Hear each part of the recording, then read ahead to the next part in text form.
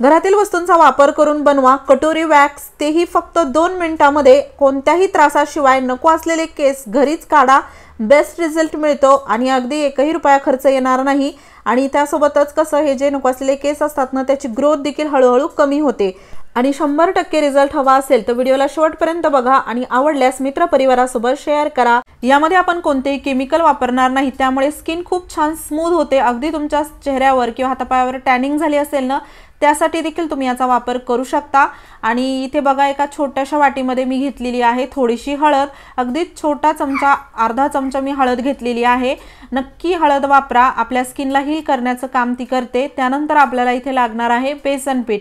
बेसन पीठ अगदी छोटा चमचा आहे म्हणून 2 चमचे घेतलेला आहे। याला तुम्ही कमी जास्त अगदी तुमच्याप्रमाणे बनवू शकता।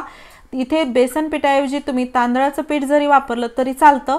आणि त्यानंतर बघा आपल्याला इथे लागणार आहे साखर इथे मी 2 चमचेच घेणार आहे। आणि हो, तुम्ही हा व्हिडिओ कोणत्या गावातून किंवा शहरातून बघत आहात ते मला कमेंट बॉक्समध्ये नक्की सांगा, जेणेकरून माझा व्हिडिओ कुठे कुठे पोहोचला मला ते कळेल।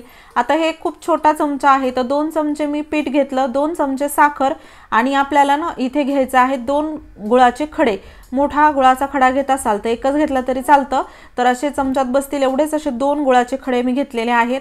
आपल्याला इथे बघा साखर आणि गुळ असं दोन्ही वापरायचं आहे।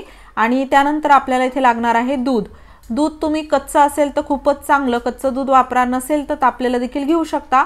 आणि दूध हे आपण घेतलेलं आहे साधारण 3 चमचे।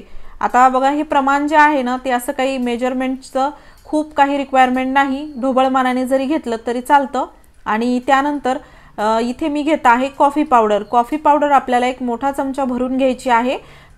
जसे की आपण नको असलेले केस तर काढणारच आहोत, त्यासोबतच आपल्याला स्किन टॅनिंग काढायची आहे किंवा काही डाग असतील चेहऱ्यावरचे ते देखील काढण्यासाठी तुम्हाला याचा फायदा होईल। त्यामुळे मी इथे वापरत आहे कॉफी पावडर। आणि त्यानंतर आपल्याला इथे घ्यायची आहे तुरटीचं तुम्ही पावडर जरी वापरलं तरी चालतं, चिमूटभर का होईना तुरटी नक्की वापरा आणि याचा बेस्ट रिझल्ट येतो। तुरटीने कसं स्किन आपली स्मूथ होते, इरिटेशन होत नाही किंवा इचिंग असं काही होत नाही। आणि त्यासोबतच बघा तुरटीचा एक छोटासा खडा जे आहे ना ते मी इथे वापरलेला आहे। आता आपल्याला इथे घ्यायचं आहे एक छोटंसं भांडं किंवा तुम्ही इथे कोणती कढई असं काही घेऊ शकता। त्यामध्ये आपण टाकलेलं आहे दूध टाकून आपण त्यानंतर यामध्ये टाकणार आहोत। एक एक करत सर्व गोष्टी टाकायच्या, पण असं नाही की दूध गरम वापरायचं आहे, थंड नॉर्मल दूधच घ्यायचं आहे। आणि हे प्रोसेस इथेच करा, गॅसवरती ठेवून केल्यावर याला थोडं बनवणं अवघड जातं।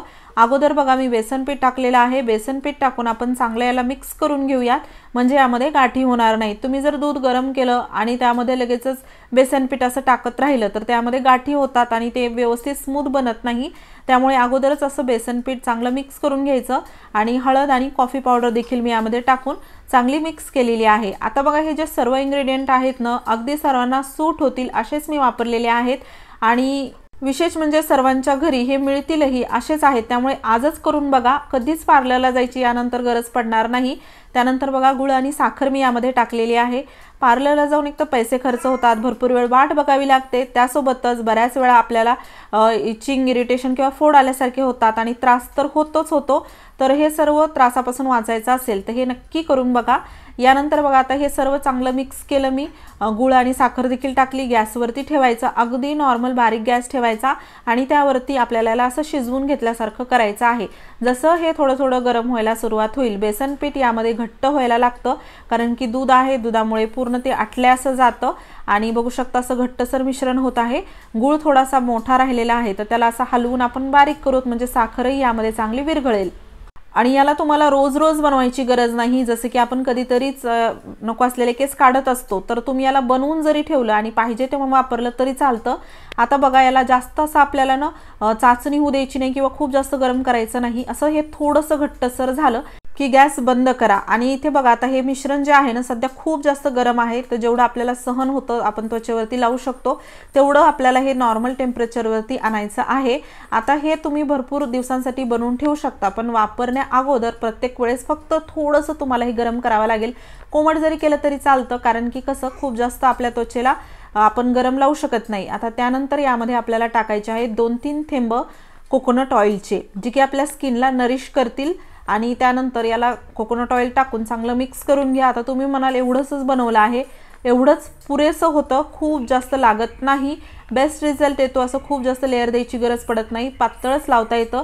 आता बघा चेहऱ्यावरील कसे छोटे छोटे डाग असतात किंवा केस असतात, तर ते खूप असे वाढले की चांगले दिसत नाहीत, आपण काढायला जातो पण परत त्रास होतो आणि परत मोठे केस येतील की काय याची भीती असते।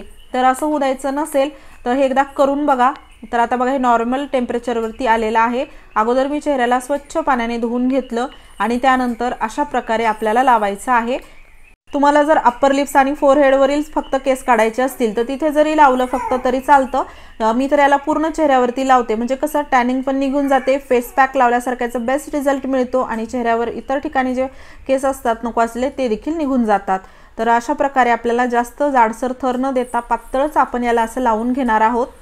हे लावलं आणि लगेचच धुतलं तर याचा काहीच फायदा होणार नाही। पूर्ण स्टेप बाय स्टेप हे प्रोसेस फॉलो करा, म्हणजे नको असलेले केस मुळासकट निघतील। आणि त्यासोबतच बघा आता ना इथे आपल्याला असं 5-10 मिनिट याला लावून ठेवायचं नाही, तर अगदी 1 मिनिट झाल्यानंतर हे थोडंसं सुकल्यासारखं होतं।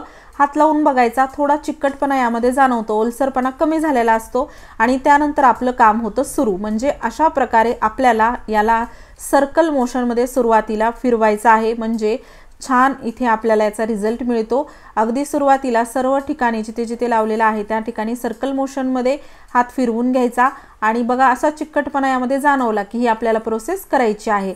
आणि त्यानंतर बघा अशा प्रकारे 3 बोटं 4 बोटं घ्यायची आणि जिथे जिथे लावलेला आहे त्या ठिकाणी असं प्रेस करून बाहेरच्या दिशेने हे बोटं ओढायची, म्हणजे जे नको असलेले केस असतात ना ते निघायला मदत होते। आत्ताच ते निघत नाही तर अजून एक आपल्याला पूर्ण प्रोसेस करायची आहे। तर तुम्हाला जेव्हा हे अशा प्रकारे तुम्ही कराल ना तेव्हाच लक्षात येईल की हळूहळू थोडंसं जसं केस ओढल्यासारखं जाणवतं, कारण की ना तुम्ही जर वॅक्स केलं ना खूप जास्त केस ओढतात आणि नंतर ते निघतात, पण यामध्ये असं नाही, त्रासही कमी होतो आणि लवकर हे आपल्याला रिझल्ट देतं। आणि त्यानंतर केसांची जी डायरेक्शन आहे ना त्याच्या विरुद्ध दिशेने आपल्याला थोडंसं याला चोळायचं आहे, खूप जास्त असं दाबायचं नाही, थोडंसं चोळल्यासारखं करायचं। अशा प्रकारे बघू शकता, जसं फोरहेड म्हणा किंवा अप्पर लिप्स, आणि त्यानंतर परत सर्कल मोशनमध्ये याला आपल्याला असं फिरवून घ्यायचं आहे।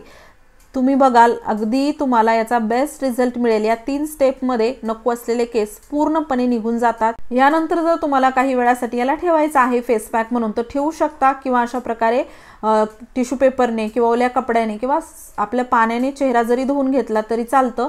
आणि आपल्याला फेस पूर्ण असा ड्राय करायचा आहे।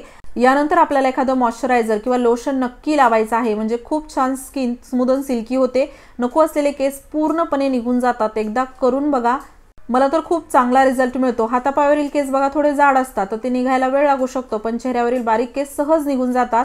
आणि हो व्हिडिओ आवडला असेल लाईक करा, शेअर करा, काही प्रश्न असतील तर कॉमेंट बॉक्समध्ये विचारा। पूर्ण व्हिडिओ पाहिल्याबद्दल धन्यवाद।